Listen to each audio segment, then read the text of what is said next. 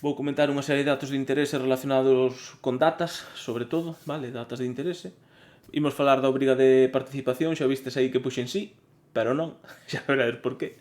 Imos falar do número de prazas, que en teoría son 125, pero eu engadín aí unhas 46 máis, xa vos explico agora tamén por qué. Imos falar do tema listas de sustitución, que pasará, se quedarén listas, se non quedaréis, se refarán, se non se refarán, etc, etc. Imos falar do baremo tamén e do desenvolvemento do proceso e máis das opos de reposición. Vou empezar, eu penso que polas datas de interese, por exemplo, que xa aparece aí tamén de primeiro. A ver, a data de publicación no DOGA xa sabedes, xa o levamos dito aquí desde decembro do ano pasado, xa o levamos dicindo que a convocatoria tanto do concurso de méritos, que xa saiu, como a convocatoria das oposicións do 23 ían ter que ser publicadas antes de que remate o ano. É dicir, antes do 31 de decembro ten que estar a convocatoria das opos do 23 publicada no DOGA. Neste caso, en principio, pretenden facelo sobre o 28 de decembro. Entón, se o DOGA se publica o 28 de decembro, o día seguinte comezaría o prazo de inscripción, de presentación de solicitudes, porque xa sabedes que é desde o día seguinte que se publica a convocatoria, vale? Entón, en principio, a intención sería esa, vale? Rematar o prazo sobre o 19 de xaneiro. Pero que pasa? Que houve varios sindicatos na mesa sectorial que pediron que o prazo de inscripción fose á volta do Nadal, que parece un pouco máis lóxico, non? Entón, hai dúas posibilidades. Que o prazo de participación empece sobre o 28 ou 29 de decembro ou que empece sobre o 9 e 10 de xaneiro. Estade atentos, que esteades en Discord, xa sabedes que Discord vos vai avisar automáticamente cando comece o prazo. Está descartado que o prazo de participación nas oposicións do 23 sexa máis tarde do que vos acabo de dicir. Data de realización das probas selectivas. Seguramente vistes que ontes dixeron a partir do 22 de xuño. O 22 de xuño é un xoves, pero claro, entendo que xa remataron as clases, entón que poderían empezar perfectamente o xoves 22 de xuño as oposicións xa. O que hai de curioso este ano, independentemente de que empecen o 22 ou o sábado desa semana ou cando sexa, hai unha novidade moi importante que nunca vin eu nunha oposición ata agora.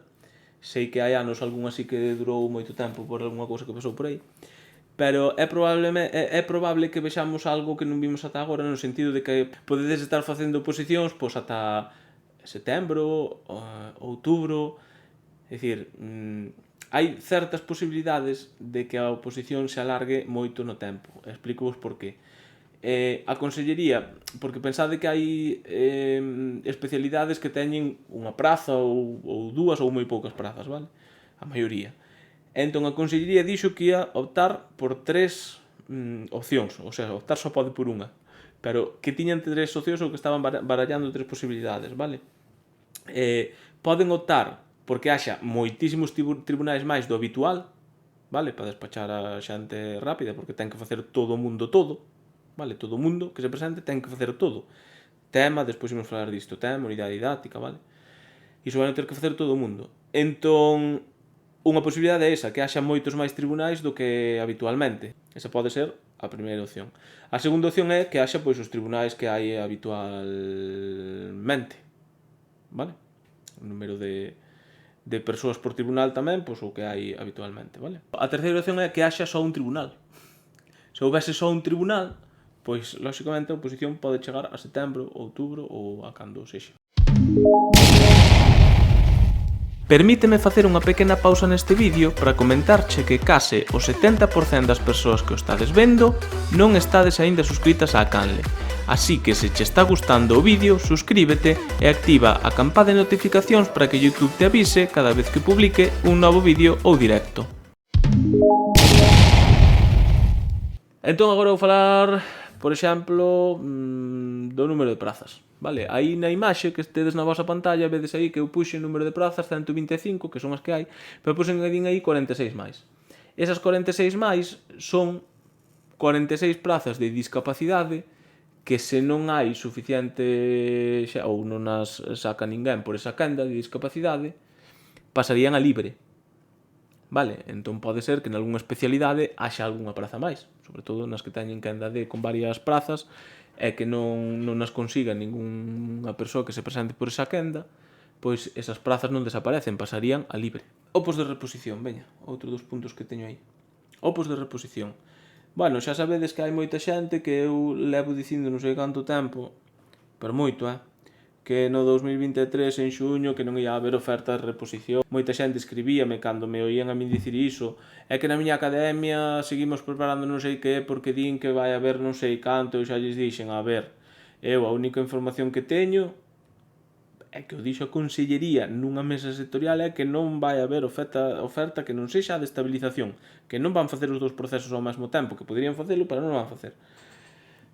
Entón, nesta mesa sectorial volveuse a preguntar iso e volveron a insistir en que en xuño do 2023 só vai haber as 125 prazas estas, máis esas 46 da quenda de estabilización, que non vai haber oferta de reposición. As de reposición terían que ser co sistema que estades habituados ata agora, vale? Estas de estabilización teñen un sistema novo. Que xa enlazo co seguinte punto que é o das listas de sustitución, vale? Xa sabedes que, efectivamente, a Consellería está barallando a posibilidade de que non haxa incorporacións nas listas de interinidades con quen non obteña praza no 23.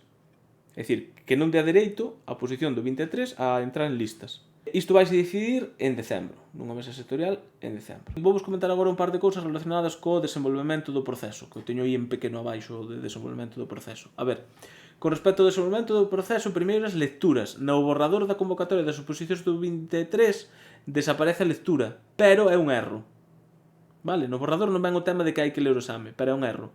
Vale, a Consellería aclarou antes na mesa sectorial, díxonos que efectivamente sí que ia haber lecturas, como estes últimos anos. O sea, vai haber que ler a parte do tema.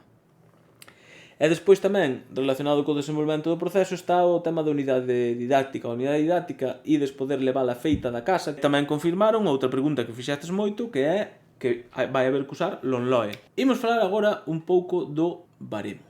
Pero antes diso, comento-vos cousas importantes que dixeron onte na mesa sectorial. As persoas que participasten no concurso de méritos non ides ter que entregar documentación xustificativa dos méritos se está no vosso expediente electrónico. Con respecto ás fases de oposición aprobadas, que do que imos falar despois, o borrador da convocatoria ten un erro. Di que puntúan dúas fases de oposición aprobadas. Non, puntúa só unha. 0,75 máximo. Necesitarías algún curso para poder chegar ao punto de outros méritos. E despois o borrador tampouco fala da puntuación de orientación e prácticas e actividades, pero vai ser exactamente igual que no concurso de méritos. Como é a oposición do 2023, que é unha oposición distinta tamén ao que estades acostumados ata agora? Vai haber dúas partes, vale? A parte A vai ser un tema no que digo como está aquí. Ides ter 3 bolas con 25 temas, corpo de mestres, ides ter 4 bolas que vos van a escoller se tedes entre 26 e 50 temas, e en secundaria, por exemplo, escolleránvos 5 bolas porque tedes máis de 50 temas. Sacanvos 5 bolas e escollides unha, vale? E ides ter 2 horas para desenvolver ese tema ali. E despois vai haber unha parte B na oposición esta de xuño 23 que vai ter, en principio, para case todo o mundo só exposición dunha unidade didáctica que vai ser unha exposición oral, vale? Ides ter que expoñer a unidade que vos queirades, como xa dixen antes, oralmente. Ides ter unha hora para preparar a unidade didáctica ali, pero é probable que este tempo se recurte, vale? Porque como a maioría a Consellería sabe que a vades levar preparada da casa, pois igual vos reducen a queda media hora, ou non sei, vale? Ou deixan unha hora, non sei. Pero pode ser que isto cambie, dixeron antes na mesa tamén, vale? E despois ides ter 45 minutos para expoñela. E despois vai haber algunha especialidade que na convocatoria veñen ao final de todo, que teñen un exame práctico e no borrador da convocatoria xa vos pon en que consiste ese exame práctico. E de feito aquí, o tempo vai volo poñer o tribunal. O tempo dirá vos, pois tedes tanto tempo para facer esta parte práctica ou tanto outro. Que puntúa no concurso oposición no baremo? O mesmo que no concurso de méritos. A única diferencia é que o concurso de méritos ias a 15 puntos e isto vai a 10, porque hai 7 de experiencia, en formación académica só hai 2 máximo, vale? E en outros méritos só hai un máximo, 7, 8, 9 e isto 10.